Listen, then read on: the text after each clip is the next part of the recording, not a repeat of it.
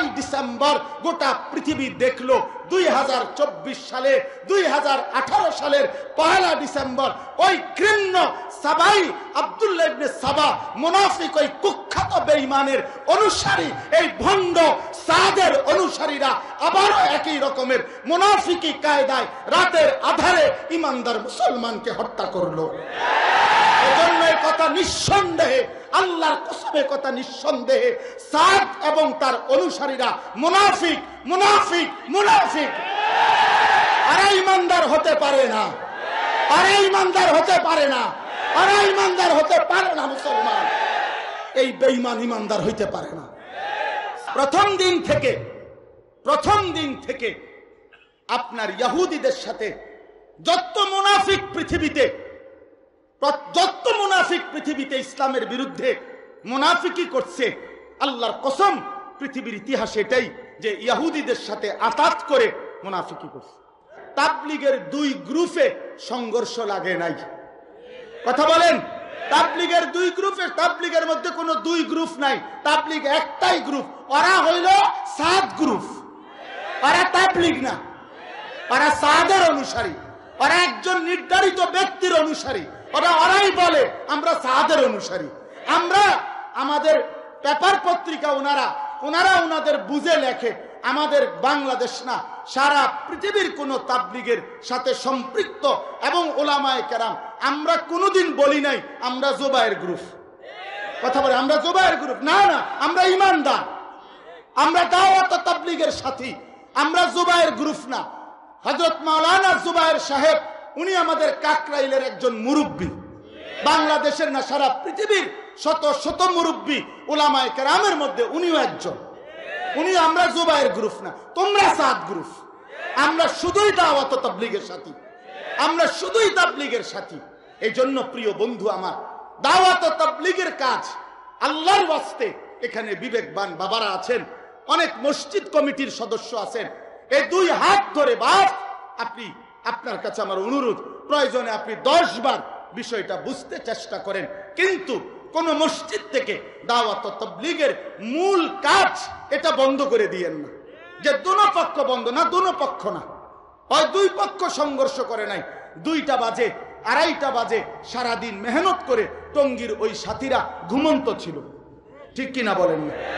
এরা ঘুমন্ত ছিল, সারা পৃথিবী দেখছে, সারা জগৎ দেখছে এই সাথীরা ঘুমন্ত অবস্থায় ঘুমন্ত সাথীদের উপরে ওরা এই মুনাফিক এই বেঈমান গোষ্ঠী আক্রমণ করেছে। তাহলে এটা 2 গ্রুপ লাগলো কই?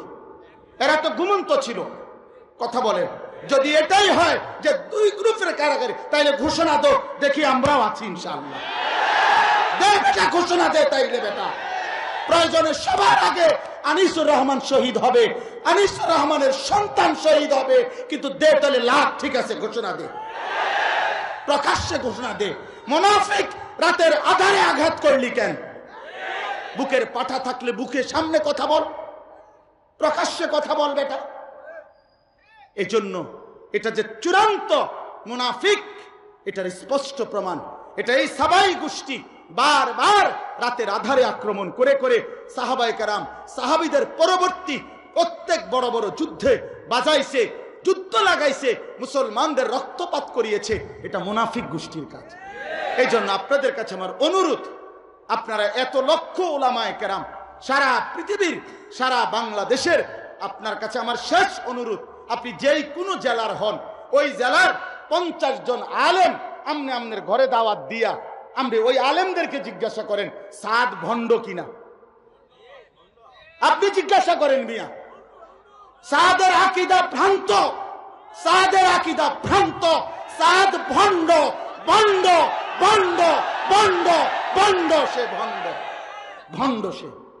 এই জন্য এটা সহজ কথা, আপনি জিজ্ঞাসা করেন সারা বাংলাদেশের উলামায়ে কেরাম যে ব্যাপারে একমত, আপনি তার বিরোধিতা করবেন কেন? বলেন, ইনসাফের কথা বলেন। এদেশের হাজার হাজার কওমি মাদ্রাসা, উলামায়ে কেরাম, মসজিদের ইমামরা, খতিবরা, এরা সবাই বলতেছে বিষয়টা যে এরা ভ্রান্ত, এরা ভ্রান্ত, আপনি এটা বুঝবেন না কেন? এজন্য আমার হাত জোর করা অনুরোধ, আপনারা দাওয়াত তাবলীগের আলমী উলামায়ে কেরামের তত্ত্বাবধানে যেই মেহনত, এই মেহনত মসজিদ থেকে বন্ধ করে দিয়েন না, তাইলে মহল্লাবাসী ক্ষতিগ্রস্ত হবে, মহল্লাবাসী ক্ষতিগ্রস্ত হবে, মহল্লাবাসী ক্ষতিগ্রস্ত হবে। বরং সাদ এবং তার সন্ত্রাসী গোষ্ঠীর কার্যকলাপ নিষিদ্ধ করে দেন। এরা তাবলীগের কোনো গ্রুপ না, এরা সন্ত্রাসী। বাংলাদেশে 5ই আগস্টের পরে বারবার দেশকে অস্থিতিশীল করা, মাতৃভূমির স্বাধীনতা, সার্বভৌমত্ব, নিরাপত্তাকে হুমকির সম্মুখীন করার জন্য বারবারই এই ঘরের দুশ্মন আর প্রতিবেশী দুশ্মন বারবারই ষড়যন্ত্র করছে। এই কিছুদিন আগে ইসকন লীগ নামাইয়া আমার শহীদ অ্যাডভোকেট সাইফুল ইসলাম আলিফের রক্তে বাংলাদেশের জমিন ভাসায়া দেশকে অস্থিতিশীল করার চেষ্টা করেছে। আজকে আবার সাদ লীগ নামাইয়া ইমানদার মুসলমানের উপরে আক্রমণ করে বাংলাদেশকে অস্থিতিশীল করার চেষ্টা। কিন্তু এটাই সত্য, জালেম টিকে না, জালেম টিকে না। 54 বছরের সিরিয়ার জালেম ভাইগা গেছে, 5ই আগস্টের 16 বছরের জালেমও ভেগে গেছে। এই জন্য 2 উইকেট পড়ে গেছে। 2024 সালে 2 উইকেট পড়ে গেছে। ইনশাআল্লাহ বাকি উইকেট গুলোও পড়ে যাবে ইনশাআল্লাহ, কোনো সন্দেহ নেই। 2024 সাল উইকেট পড়ার বছর। এবছর উইকেট পড়ছে ভালো, এবছর বোলিং হয়েছে করা, করা বোলিং, বোলিং হয়েছে এবার। হ্যাঁ, 2 উইকেট পড়ে গেছে। আগামীর উইকেট ইসরায়েলের প্রধানমন্ত্রী নেতানিয়াহু, ইনশাআল্লাহ তার উইকেটও পড়ে যাবে ইনশাআল্লাহ। ইসরায়েলের ওই কুত্তা থাকবে না ইনশাআল্লাহ। অতএব এটা মনে রাখবেন, ইসরায়েল পৃথিবীর মানচিত্রে থাকবে না। ফিলিস্তিনের লাল সবুজ ফিলিস্তিনের পতাকা, ফিলিস্তিনের বিজয় হবেই হবে ইনশাআল্লাহ। আর বাংলাদেশেও আমরা বারবার বলছি, হিন্দুরা সংখ্যালঘুরা বাংলাদেশে বসবাস করুক। আবহমান কাল ধরে বাংলাদেশে সংখ্যালঘু সম্প্রদায় থাকতেছে। আমরা কোনোদিন কাদের উপরে জুলুম করি নাই, এখনো থাকবে। কিন্তু ইসকনের গুন্ডারা, সন্ত্রাসীরা থাকতে পারবে না। এদেশ ইসকনের না, এদেশ ইমানদারের, এদেশ মুসলমান, এদেশ মুসলমান। ওই সমস্ত পেঁয়াজের ধমক, আলুর ধমক দিলে লাভ হইতো না। আলু বন্ধ করে দিবে, পেঁয়াজ বন্ধ করে দিবে, আটা বন্ধ করে দিবে। আলু পেঁয়াজ তোর বাপে? পরে জিজ্ঞাসা করেন যে মোদির আব্বার নি পেঁয়াজ, কথা বলেন না কেন? তোর বাপের নি পেঁয়াজ বেটা। তোদেরকে যিনি খাওয়ায়, 130 কোটি ইন্ডিয়ার মানুষকে যিনি খাওয়ায়, তিনিই তো আমার আল্লাহ। তোর কি বেটা? উনি আমার আল্লাহ, তোদেরকে খাওয়া। আমার আল্লাহ তোরে খাওয়ায়, তুই আমারে ধমক দেস। মন্ডায় কষ্ট লাগেনি কনসেপ্ট, মনে হয় আইতে গিয়ে কই নাই। ওটা কষ্ট কি বেটা? আমি মরলে কি হইছে বেটা? আমি শহীদ হলে কি হইছে? ইমানদার শহীদ হইলে 1 জাররা কোনো লস নাই। ইমানদার শহীদ হইলেই জান্নাত। আল্লাহ তাআলা আমাদেরকে বুঝ দান করেন। এজন্য 56,000 বর্গ মাইলের 1 ইঞ্চি জমিন কোন দুষ্কৃতিকারী, কোন ফ্যাসিস্ট, কোন জালেম, কোন ষড়যন্ত্রকারীর হাতে দেওয়া হবে না। বাংলাদেশের জমিন বাংলাদেশের, কারো রক্ত চক্ষু আমরা পরোয়া করি না ইনশাআল্লাহ। এজন্য প্রিয় ভাই আমার, আমি অনুরোধ করছি আপনারা এটা বুঝতে শিখেন। তাবলীগের 2 পক্ষ না, ওরা কোনো পক্ষ না, ওরা পক্ষ না, ওরা সন্ত্রাসী। সাদ গ্রুপ গুন্ডা, সাদ গ্রুপ সন্ত্রাসী, সন্ত্রাসী। এই জন্য এটা ইমানদার হিসাবে মনে রাখেন। আপনাদের কাছে আমরা অনুরোধ করছি, আপনারা এটা বুঝতে শিখেন। এত ওলামায়ে কেরাম, লা তাজতামিউ উম্মতি আলা দালালা, উম্মতের এত শীর্ষ বুজুর্গ ওলামা, ইমানদার উম্মত একটি মিথ্যার উপরে একমত হইতে পারে না।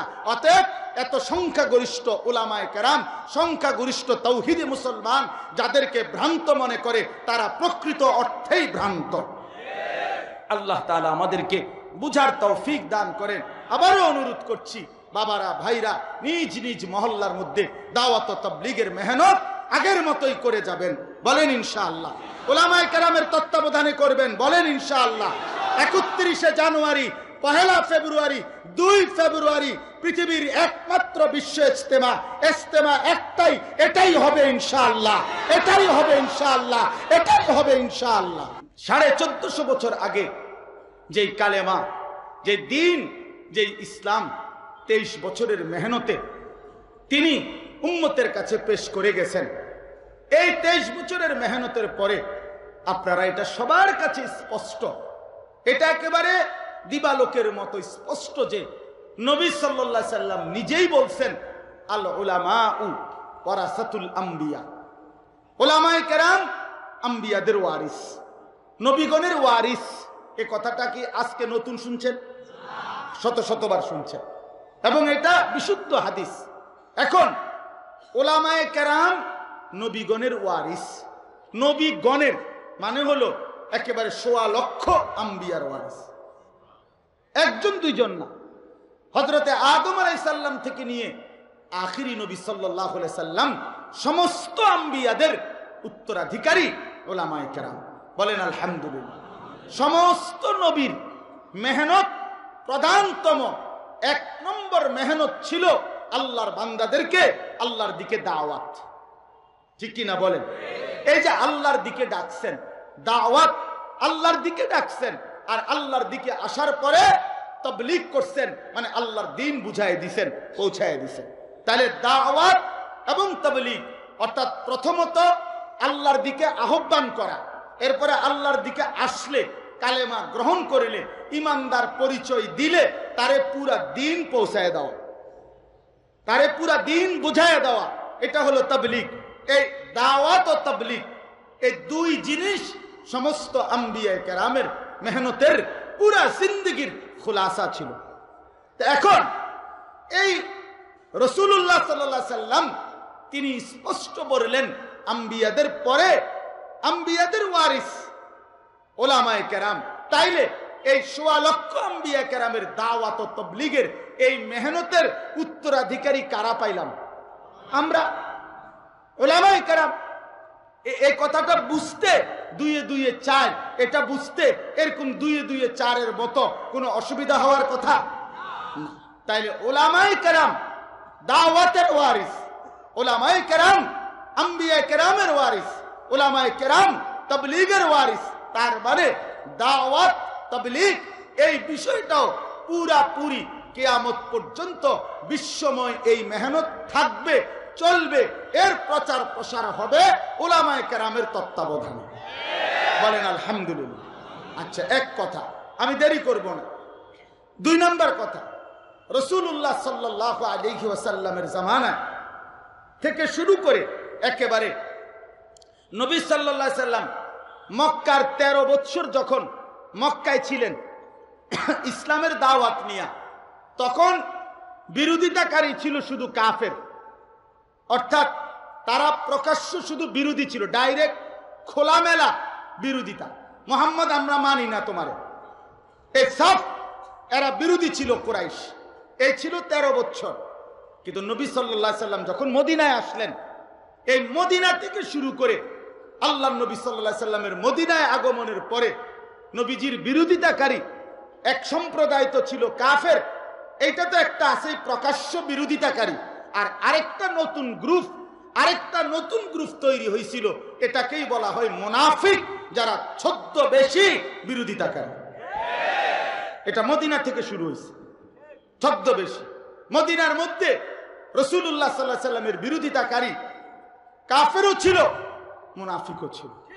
মুনাফিকদের মধ্যে উল্লেখযোগ্য একেবারে পৃথিবীর ইতিহাসে, ইসলামের ইতিহাসে কথা স্পষ্ট, ইহুদিরা। মদিনার মধ্যে 3টা ইহুদি গোত্র বসবাস করত, একটা বনু নজির, বনু কাইনুকা, বনু কুরাইজা।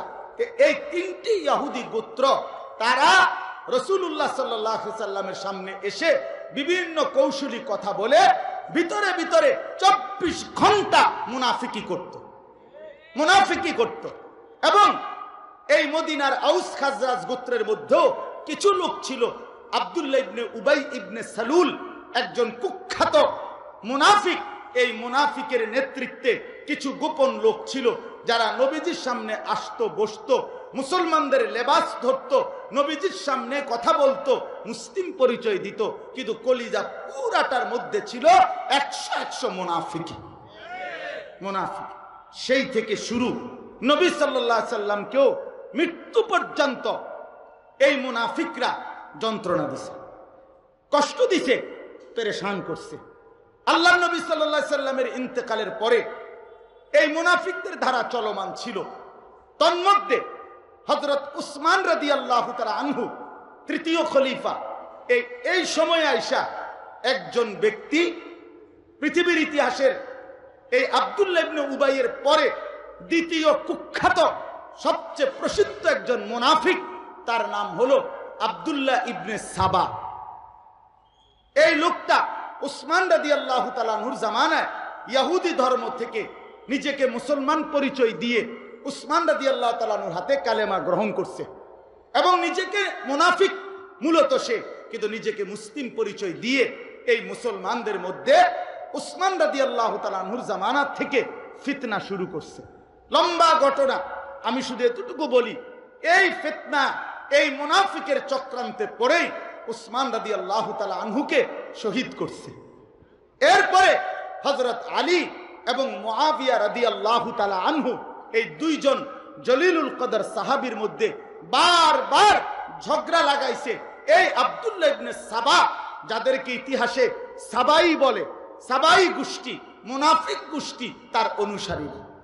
সবচেয়ে বড় জঘন্য কথা, একেবারে আল্লাহর কসম, ইনসাফের কথা বলি, বাড়াবাড়ি না, পক্ষপাতিত্ব না, একেবারে কসম আল্লাহ, হযরত আলী এবং মুআবিয়া রাদিয়াল্লাহু তাআলা আনহুর মধ্যে যেই যুদ্ধ ঘটাইছে জঙ্গে সিফফিন, এই ইতিহাসের অত্যন্ত মর্মান্তিক, ইসলামের ইতিহাসের সবচেয়ে বড় মুসলমানদের রক্তক্ষয়ী আপোষের যুদ্ধের এই সবচেয়ে বড় মর্মান্তিক যে যুদ্ধ জঙ্গে সিফফিন, এই জঙ্গে সিফফিন ঘটাইছে এই সাবাই মুনাফিক আব্দুল্লাহ ইবনে সাবার অনুসারী।